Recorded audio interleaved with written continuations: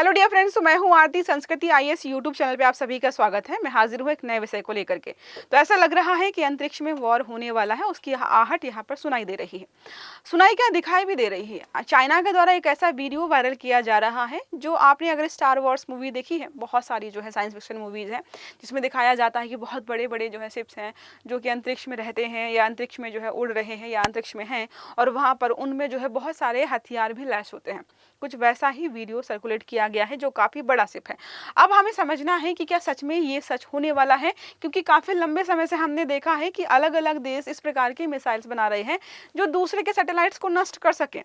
Satellite बनाए गए थे रिसर्च के लिए, पृथ्वी को समझने के लिए, वायुमंडल ब्रह्मांड को समझने के लिए, लेकिन दूसरे के सैटेलाइट को मारना, हैक करना, जैम करना, ये सख्त जो है एक तरीके से बताते हैं सही तरीके से लोगों को कि कुछ तो गड़बड़ हो रहा है। तो हाल ही में चीन के सरकारी मीडिया, जिसका नाम है सीसीटीवी, नाम ही देखो कितना खतरनाक है, एक कंप्यूटर जनरेटेड वीडियो जारी किया। इसमें एक विशाल स्पेस एयरक्राफ्ट कैरियर को अंतरिक्ष में उड़ते हुए दिखाया गया। हालांकि ये कंप्यूटर से बनाया गया वीडियो है, लेकिन इस प्रकार के ग्रुप द्वारा अगर जारी किया जाए तो जाहिर सी बात है एक मैसेज लगता है कि शायद जो है कुछ बड़ा होने वाला है यहाँ पर, और उसको लेकर के पूरी दुनिया में चर्चा हो रही है।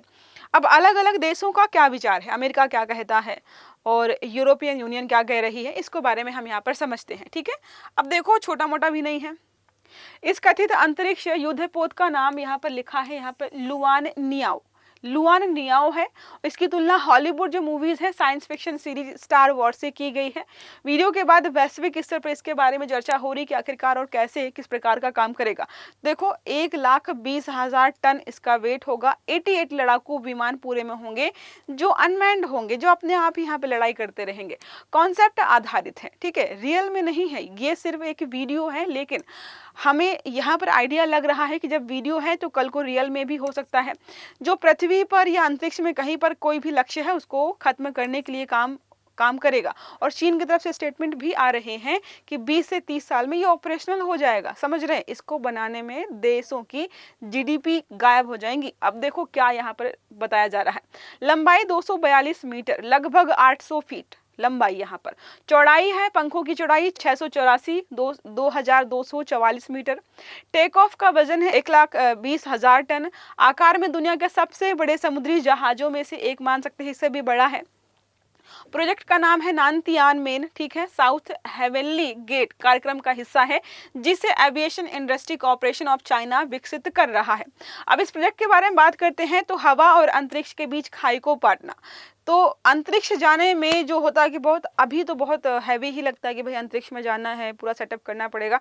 तो ये चाहते हैं जैसे आप घर से निकल के बाइक उठाते हैं और कहीं भी पहुंच जाते हैं, वैसा ही हो जाए कि अंतरिक्ष में ही तो जाना है, चलो अपना स्पेसक्राफ्ट उठाते हैं और चले जाते हैं। उस अवधारणा पे काम कर रहे हैं। हाइब्रिड डिफेंस सिस्टम होगा, स्पेस डोमिनेंस हो गया, हाइपरसोनिक ड्रोन आधारित युद्धपोत और मल्टी डोमेन यहाँ पर ऑपरेशंस किए जाएंगे चीन के द्वारा। अब देखो विशेषज्ञों की राय क्या है। तो विशेषज्ञ मानते हैं कि भाई तकनीकी चुनौतियां बहुत आने वाली, ये सिर्फ जो है लोगों को पागल बना रहे हैं, इस प्रकार की कभी चीज हो ही नहीं सकती। इतना विशाल पोत, अत्यधिक ईंधन, नई प्रोपल्शन तकनीकी चाहिए, वर्तमान तकनीकी से कहीं उन्नत प्रकार की तकनीकी चाहिए, और ऑर्बिट में जो है जाने पर स्पेस डेब्रिज का खतरा बढ़ेगा। तो लोग समर्थन नहीं कर रहे हैं। यथार्थ से दूरी, तो लोग बोल रहे हैं कि ये सिर्फ काल्पनिक है, रियल में कभी भी ऐसा नहीं हो पाएगा और ना ही होने की संभावना है। रणनीतिक संकेत और प्रोपेगेंडा, तो कुछ लोगों का मानना है कि ये पश्चिमी देशों का ध्यान खींचने का तरीका है और देशों की अर्थव्यवस्थाओं को बर्बाद कर देगा। अब देखो चाइना ने दुनिया को दिखाया कि मैं कुछ इस प्रकार का स्पेसक्राफ्ट बना रहा हूं। सोचो पूरा पश्चिमी इलाका, पूरे जो पश्चिमी देश हैं वो लग जाएंगे कि हम भी बनाएंगे, लाखों करोड़ों डॉलर का प्रोजेक्ट बनाना शुरू कर देंगे। उनका फाइनेंस कहाँ खर्च होना शुरू होगा एक ऐसे मिशन के लिए जिस पर शायद चाइना काम ही ना कर रहा हो। तो देखो बोला गया है रणनीतिक प्रोपेगेंडा है, संसाधनों को खपत करवाने वाला, कि लोगों के संसाधन खत्म हो जाएंगे। वैश्विक और भू राजनीतिक निहितार्थ अगर हम समझे तो आउटर स्पेस ट्रीटी जो बोलती है हमारी, अंतरिक्ष को सिर्फ शांतिपूर्ण इस्तेमाल करेंगे, लेकिन अब इससे हम बाहर निकल रहे हैं। मतलब कोई भी शांतिपूर्ण इस्तेमाल नहीं करना चाहता है। अमेरिका और चीन की जो रणनीतिक प्रतिस्पर्धा, इन दोनों के बीच जो विवाद चला, जो मारपीट चले, ताइवान संकट, अमेरिका को रणनीतिक संकेत देने का प्रयास, इंडो पैसिफिक में शक्ति संतुलन, ऐसा लगता है यही दो आपस में लड़ रहे हैं। भुगतान क्या कह सकते हैं, उसको पूरी दुनिया कर रही है। अन्य देशों पर प्रभाव तो अमेरिका, रूस, भारत जैसे देशों पर स्पेस डिफेंस क्षमताएं बढ़ाने का दबाव पड़ता है। समझ रहे हैं? जैसे होता है ना कि पड़ोसी तो बाइक लेकर, पड़ोसी के पास पहले बाइक थी तो आप स्कूटी लेकर के आ गए, अब पड़ोसी फोर व्हीलर लेकर के आए, तो उस जो पड़ोसी कॉपी करता है, जिस पर दबाव बनता है, तो वो क्या करेगा, वो भी बेचारा एफर्ट्स लगा कि मुझे भी कार लेके आनी, भले ही सेकंड हैंड लेके आनी पड़े, तो बाकी देशों पर दबाव पड़ेगा। भारत पहले से ही एसैट टेस्ट कर चुका है, ठीक है, और साथ में स्पेस डोमेन अवेयरनेस लगातार कर, मतलब हम भी पैसे खर्च कर रहे हैं। अब चीन के ऐसे संकेत, अब देखो ये तो समझ में आता है सारा, अगर कभी इस बात को समझना हो ना, तो पाकिस्तान का मैक्सिमम जो बजट है वो अपने डिफेंस के लिए होता है। अगर उसको डिफेंस में खर्च नहीं करना पड़ता तो वो विकसित हो जाता, हम भी विकसित हो जाता। हमारे पास 2-3-4 नमूने मिले हैं जिसकी वजह से हमें अपना डिफेंस का बजट बहुत बड़ा रखना पड़ता है। ये पैसा अगर यहाँ इस्तेमाल नहीं होता तो जनता के विकास के लिए, आधारभूत संरचनाओं के लिए, इनोवेशंस के लिए खर्च किया जाता। तो ये यहाँ पर बोला जा रहा है। अब अंतरिक्ष युद्ध की परिभाषा देखते हैं कि इसका मतलब क्या होता है। इसका मतलब है अंतरिक्ष युद्ध का आशय है कि सैन्य गतिविधियां होंगी कहाँ पर, अंतरिक्ष में, और उसके माध्यम से या तो उपग्रह को नष्ट करेंगे, स्पेस स्टेशन नष्ट कर दिया, अंतरिक्ष आधारित हथियार बना लिए, और यहाँ पर इसके लिए कुछ शब्द भी इस्तेमाल किए थे, एंटी सैटेलाइट मिसाइल्स, सैटेलाइट को ही नष्ट करने के लिए मिसाइल बना रहे। क्यों बना रहे? अगर कभी युद्ध नहीं होगा तो जाहिर सी बात है युद्ध होने वाले हैं। Cyber attack, signal jamming, satellite hacking, tracking, ये सारे तरीके होते हैं जिनको हम अंतरिक्ष युद्ध के नाम से यहाँ पर जानते हैं। अब बात करते हैं प्रतिस्पर्धा आखिरकार हो क्यों रही है। तो भाई होता यह कि एक जो देश करता है दूसरे देश भी वही करते हैं, और सैटेलाइट्स को हम आंख और कान के तौर पर देखते हैं। जीपीएस सब जो है कहाँ पर क्या चीज़ें हो रही हैं उन सब की निगरानी रखता है, जानकारी देता है। इसलिए स्पेस बहुत महत्वपूर्ण है, और स्पेस से संबंधित जितने भी नियम कानून हैं, जो भी इनोवेशन हो रहे हैं, वो भी महत्वपूर्ण हो जाते हैं। इसलिए अमेरिका, रूस, चीन और भारत सभी देशों ने जो है सैन्य अंतरिक्ष क्षमताओं पर निवेश किया है।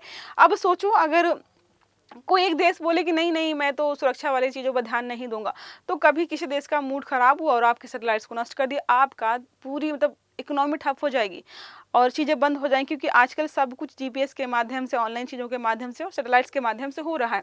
वैज्ञानिक और तकनीकी श्रेष्ठता को भी यहाँ पे बात करें तो हर देश चाहता है कि वो उसके यहाँ पर तकनीकियाँ जो है वो बेहतर प्रकार की हो। आर्थिक व्यवहारिक लाभ देखें तो अंतरिक्ष उद्योग का आकार अभी 500 अरब डॉलर हो चुका है और इससे अधिक होने की संभावना है।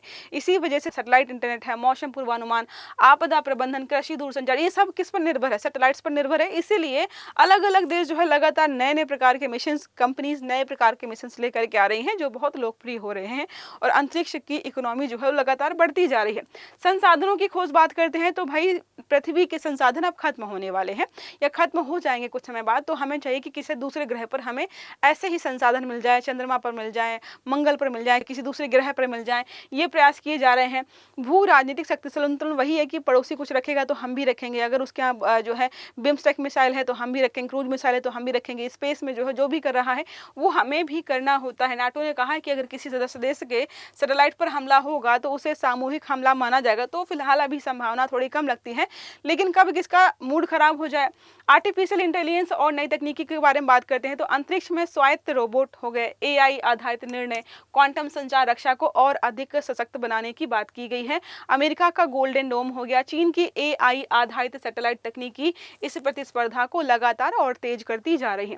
प्रतिष्ठा और राष्ट्रीय गौरव को लेकर हम बात करते हैं तो अंतरिक्ष कार्यक्रम एक देश की सॉफ्ट पावर और प्रतिष्ठा को बढ़ाता है, लेकिन कुछ लोग भाई इसमें काम ही नहीं कर रहे, अलग तरीके से काम कर रहे हैं। 1957 में रूस ने स्पुतनिक छोड़ा था, तो अमेरिका को यहाँ पे झटका लगा और फिर अमेरिका ने ऐसा विकास करना शुरू किया, इतने सारे हथियार खतरनाक प्रकार के बनाए, जिससे जो है अब दोनों का आपस में कंपटीशन चलता है। और कई लोग ऐसा मानते भी हैं कि अमेरिका के जो हथियार है वो रूस से शायद ज़्यादा अच्छे हैं, क्योंकि रूस और यूक्रेन का वॉर देखेंगे, छोटा सा देश है यूक्रेन, लेकिन टिका हुआ है रसिया के सामने। क्यों? क्योंकि उसके पास जो हथियार है वो यूएसए से आए हुए हैं। ये होती है मार्केटिंग अपने प्रोडक्ट्स की।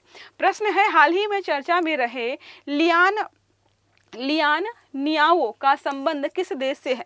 विकल्प है अमेरिका, रूस, चीन या जापान। सही आंसर देना है आपको कमेंट बॉक्स में।